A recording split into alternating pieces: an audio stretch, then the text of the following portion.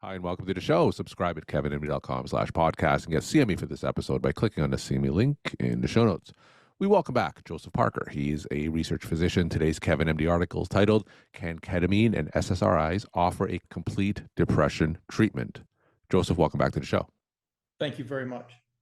So you've been on the show multiple times. Go to kevinmd.com/podcast. Search icon, upper right-hand corner, search for Joseph's name to hear his story. But today we're going to talk about ketamine, SSRIs, and their place in depression treatment. So tell us, how did your interest in your article come together?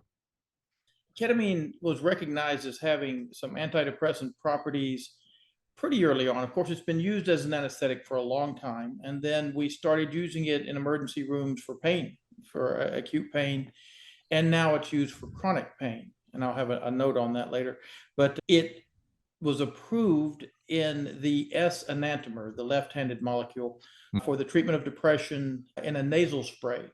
And the VA had really started using that extensively. Now it's pretty expensive. So the little spray bottle that you get has 2 sprays in it, and that's $784 right now. Wow. And you need to do that repeatedly. You're going to need about 12 of those. So it's not a cheap therapy, but it seems to be very effective. And one thing that's very unique about it is that it works very quickly. Now, one of the problems with just about every other antidepressant that we try to use with SSRIs or SNRIs, they take maybe 6 to 8 weeks before the patient starts feeling better. And sometimes the patients, you've got low motivation, low mood. Sometimes the motivation comes up before the mood does. And there were some studies that seem to indicate that there could be a higher risk of, suicidal ideation, suicidal actions, especially in younger patients. And I think it's especially in younger patients because impulse control is always an issue in younger patients, especially, young men. The frontal lobe doesn't myelinate in men until we're about 25 years old, if that. And so, it's probably an impulse control issue. And so you start someone on an antidepressant and you've got to wait 6 to 8 weeks for it to take effect. But quite often people don't come to a doctor for depression until they're having some pretty serious dark thoughts. And that was another thing they found when they followed up on these studies. It wasn't necessarily that the antidepressant was predisposing someone to harming themselves. It was that by the time they go to the doctor, they're almost there. And then those next few weeks where they're not really getting better, their mood's not improving, they're still at risk of harming themselves, because a very extensive study done in one of the Scandinavian countries showed that the rate of suicide was lower with treatment than without treatment for people at the same stage. So when they were coming to their doctor saying, this is serious, it's still better to treat than not to treat. The SSRI was not influencing them. So the correlation does not prove causation. The fact that you prescribe someone a pain medicine and they die within the next 6 months, if you're treating cancer, that's not uncommon. That's not because you prescribe them a pain medicine. Same thing with the antidepressants. If you prescribe them an antidepressant and they do something, it doesn't mean that the antidepressant caused it. We do know that 6 to 8 week window can be dangerous for patients. The unique thing about ketamine is that it works within a few hours. It works almost instantly. So ketamine is only approved for the treatment of depression in that left enantiomer form, the esketamine, as a nasal spray. And it's only for the treatment of treatment-resistant depression. They just added a new criteria to it: major depressive disorder with thoughts of or actions of suicide. So, but can they afford it? The hardest thing you get when no matter how wonderful a medication is, if someone's insurance won't cover it, or if you have to get a prior authorization, there goes your 6-week window. So ketamine is available in much cheaper forms. And a lot of doctors are starting to use it in that form off-label. So whereas esketamine is the left-hand molecule, the racemic mixture, regular ketamine, is very cheap. It's been around a long time, and compounding pharmacies can prepare it in tablet form, in sort of a pill form, a powdered pill form capsule. And they'll actually make nasal sprays out of it too. And these medications, the left enantiomer is still there. You're still going to get, the good effects. And this could dramatically reduce rates of self-harm during that window before the SSRIs kick in. Now, the SSRIs are still important because while ketamine has a rapid immediate response, it tends to taper. Whereas the SSRIs have a very slow response, but they tend to go up, right? So if you use the two together, start them at the same time, and maybe do a treatment with ketamine while you start through SSRI and maybe evaluate and do a second treatment if you need to.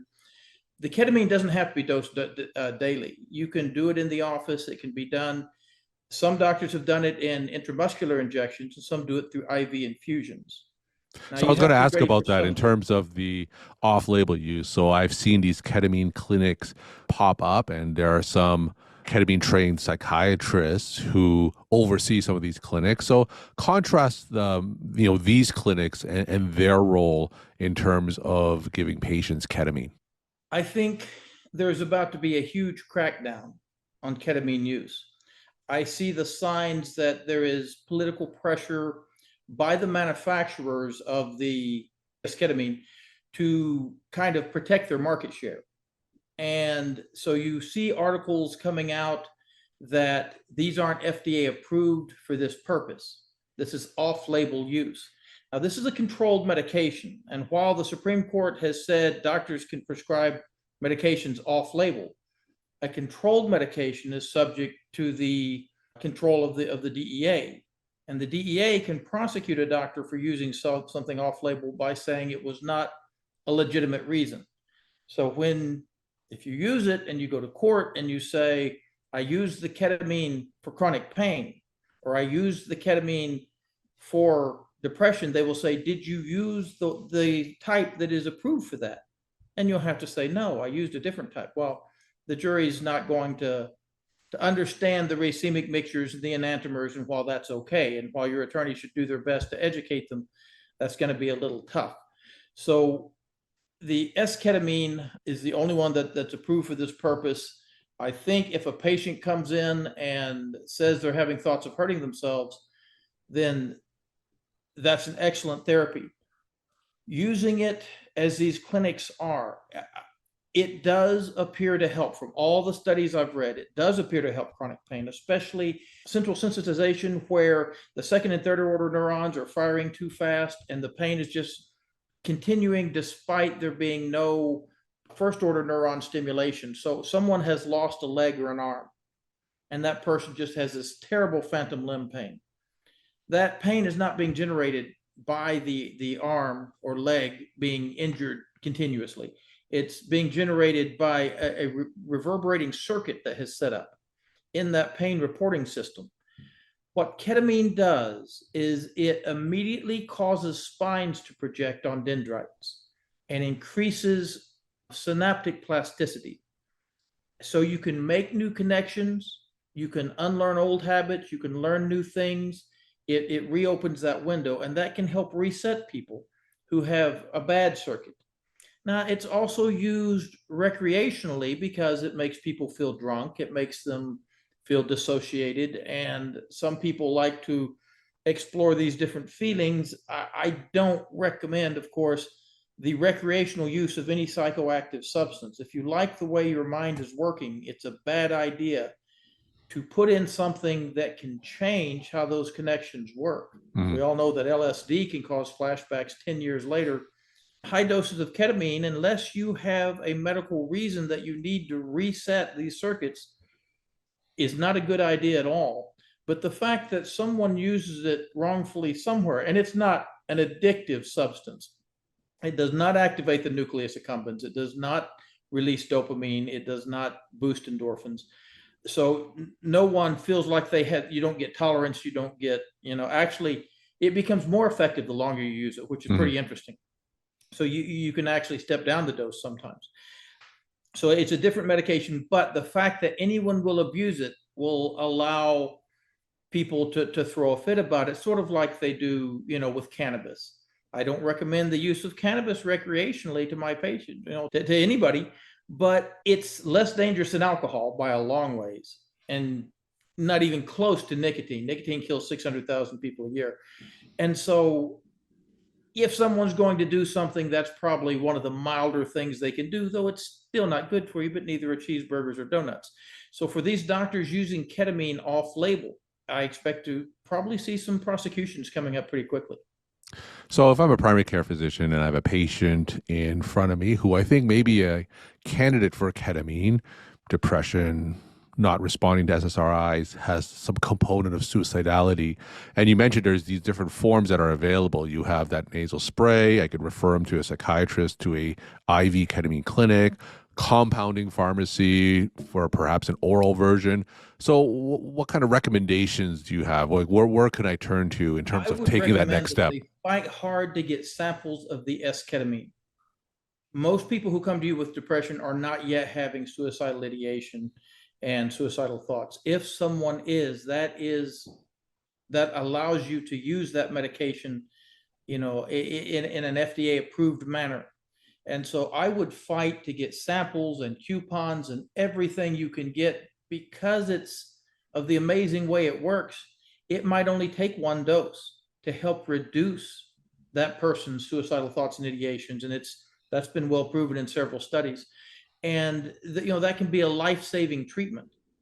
So I would reserve it for those who are having suicidal thoughts or ideation.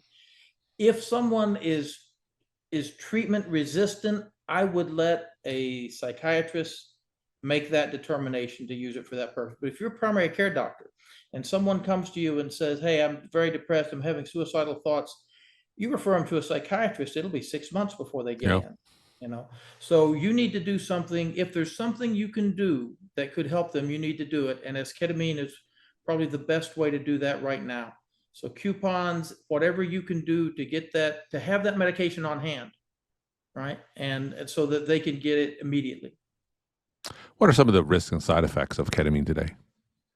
Of course, it causes lethargy. And so, they will have almost a paranoid hallucinogenic phase where they think some things are trying to hurt them and they start to panic a little bit. Quite often it's given with Versed and, some other benzodiazepine to kind of dampen that down a little bit, and that appears effective. It can increase blood pressure, cause a little nausea and numbness. So you got to tell them to expect all this. Don't let them drive that day. It should wear off after 6 to 8 hours. I would do a treatment in the morning and not let them drive all day, and then they can drive the next day. You can get a little vertigo, and in extreme case, you can have vomiting. Now, a lot depends on the dose, and the antidepressant dose is very low compared to the anesthetic dose, and all these side effects are really related to anesthetic doses. So for someone my size, for anesthesia, you're going to use 0.5 to 1.5 milligrams per kilogram. I weigh 100 kilograms, so you're looking at 50 to 100 milligrams. For the esketamine, you're using a tiny little dose. It's called Spravato, and it's 28 milligrams per dose. So that's nothing. That's not even five. That's about 5% of a dose for someone my size for anesthesia. So using that tiny dose, most people don't have any side effects at all, except they feel weird. They just feel a little dissociated.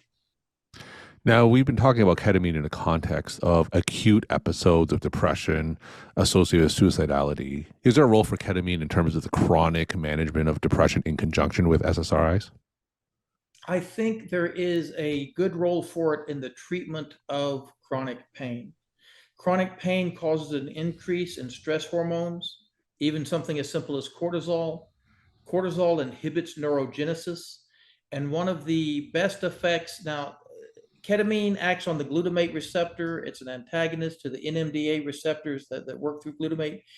And it has immediate actions like the protrusions on the dendrites and the synaptogenesis and all that. Down the road, it also encourages neurogenesis. So the hippocampus starts producing more neurons, and you're able to think your way out of a problem. Depression is kind of when we just see no way out of our problem. And it appears that neurogenesis is a big part of being able to see and imagine that we have a way out of this. The SSRIs increase neurogenesis down the road.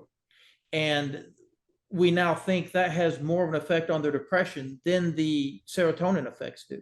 Because the serotonin levels go up immediately, but the person's mood doesn't change for 6 to 8 weeks. So I do think chronic pain causes chronic depression. And by treating pain with this medication, you treat the depression, you give the person hope, you help them feel better, they'll be more active, they won't be despondent. We have an epidemic of pain patients committing suicide in this country.